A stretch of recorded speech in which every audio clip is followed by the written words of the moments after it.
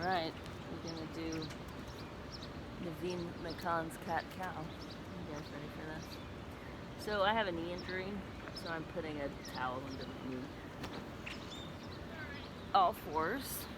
I don't use the ball. So all fours, shoulders over hands, hips over knees. I'm trying to make a box. You can see there I'm not quite a box. So I need to square up my box, bring it in.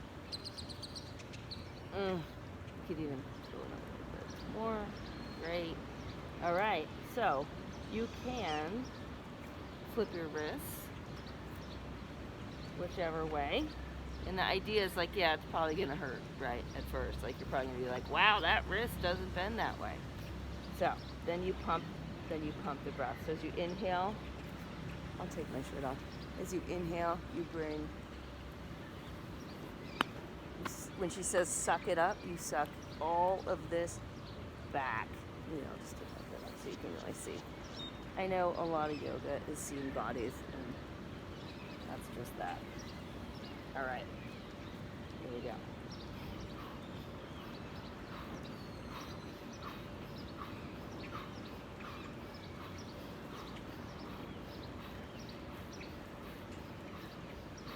So you keep doing that. You know, in one class I was with her, she said you do 100, and that can help.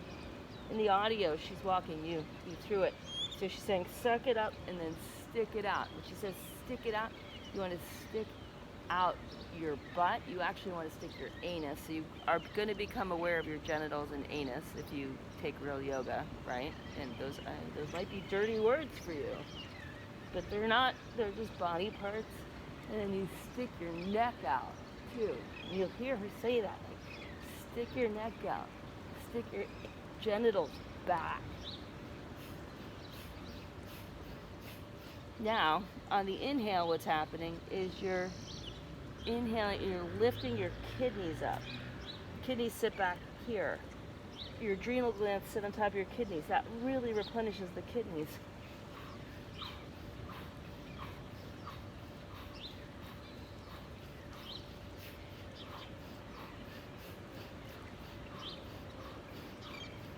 Then you can flip.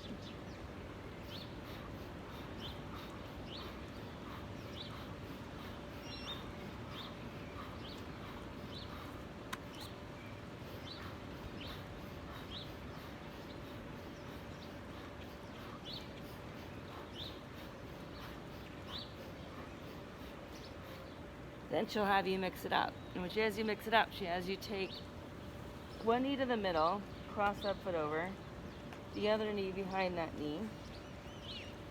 And you get you can get a tight squeeze in the knee. Now the feet are crossed. Then you can also flip a hand.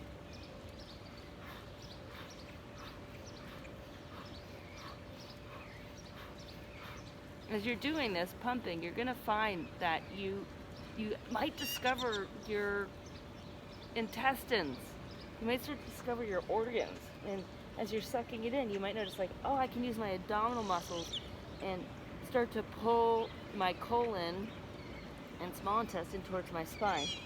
And you're getting oxygen in there. So you're getting movement, you're getting detoxification.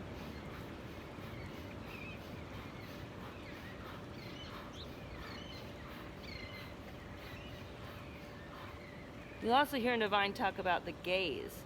So you look towards your spine, then you look out in front.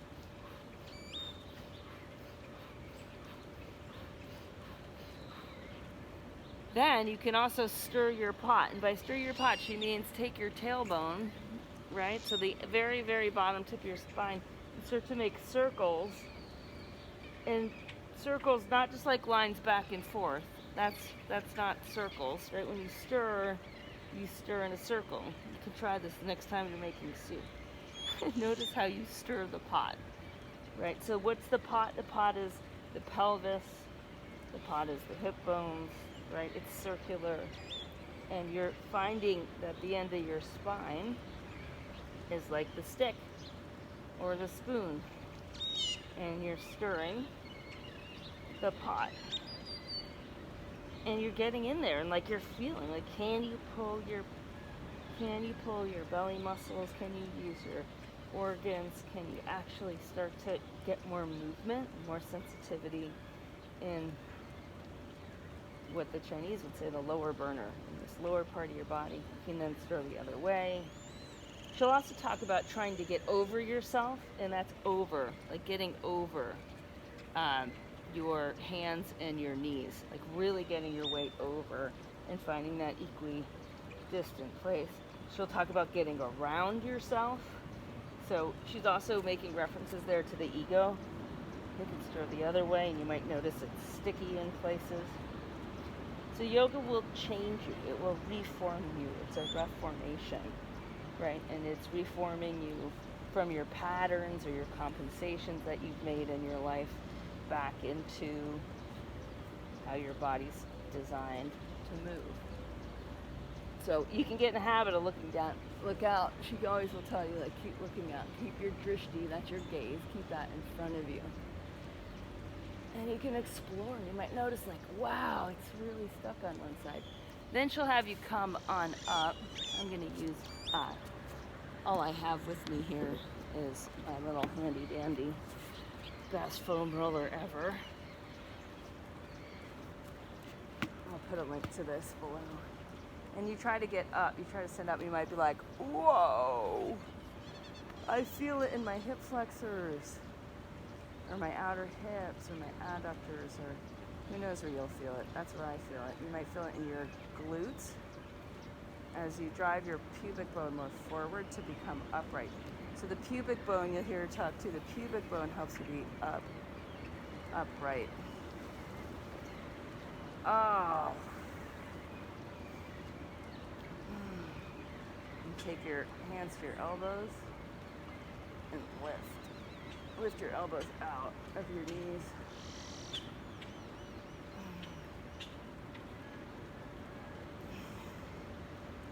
All right, so once you've done one side, you recross. I can't remember if I've already done this.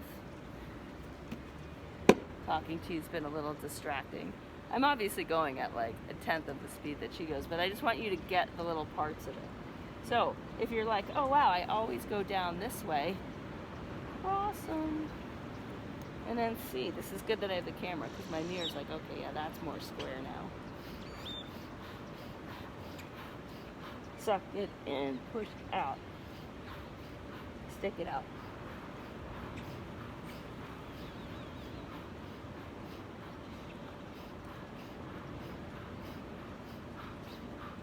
Now when she talks about speed and going faster and kicking your own butt, right, what she's helping you there with is that you control the speed. You're in control of pace.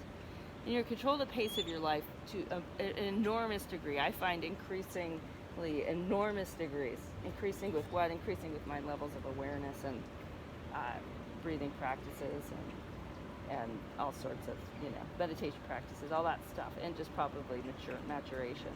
You should have that realization that you're in control of pace as you get older.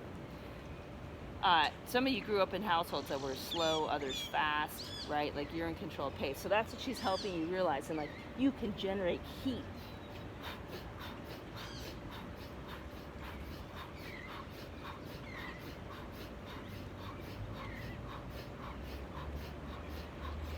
Right? And heat can be very comfortable or very uncomfortable. So you get to drive that. And heat in yoga is tapas. It's friction. It's the energy of transformation.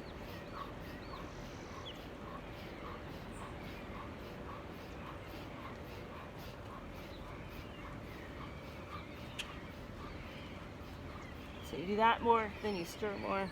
And I would just set a 10-minute timer to do this stuff. Like that's what I'm more or less finding, is you just set a 10-minute timer and you just do this stuff for 10 minutes, and then like the rest of the day you're like, wow, why my hips and my shoulders and my wrists and my neck, it's like, seems like it's as my mother would say, not talking to me, meaning like you just are finding that you have less joint issues. You might notice you have more accessibility with the breath. You might notice you're more actually open and receptive to other human beings. Okay. So now I'm upright again. And for some of you like me, like the hip flexors are just gonna be like, whoa, that's an experience. And if it is, it's because we're basically more hinged at the hips, like constantly leaning forward, constantly sitting. And so this is more like standing upright. I'll show you a little thing that I do more, help myself out in this way. So lifting the elbows out of the bowl of the pelvis. Oh. And you can feel here, like you can root from your pelvic bones down to your knees, and then lift everything else up and out.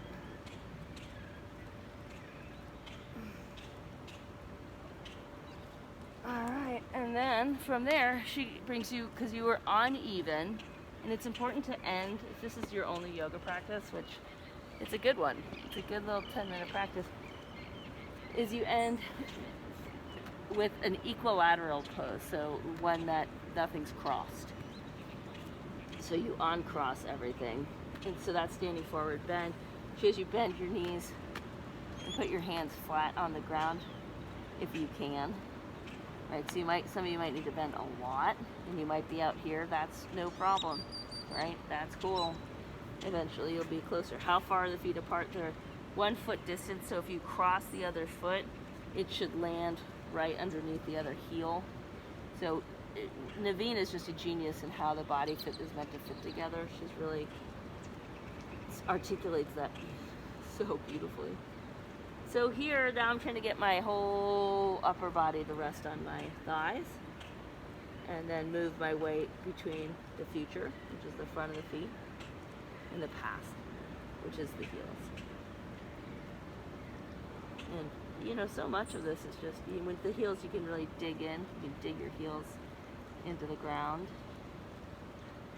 and just notice what that feels like. It'll activate breath, it'll activate muscles, and then feel what it's like to be on your front. And she says, when you're on your tippy toes, or when you're on the fronts of your feet, you have to be able to handle yourself. Like the further you go forward, you're like, I can tip over, right? So you got to use your hands.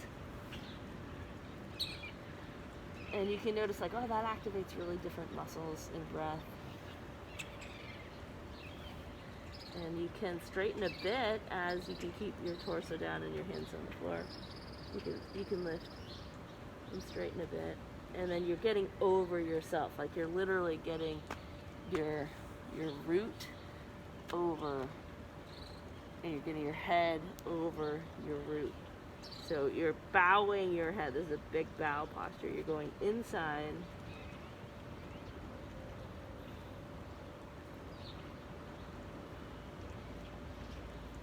And you're getting over yourself. All right. So that's that. That's that. There you have it. See ya.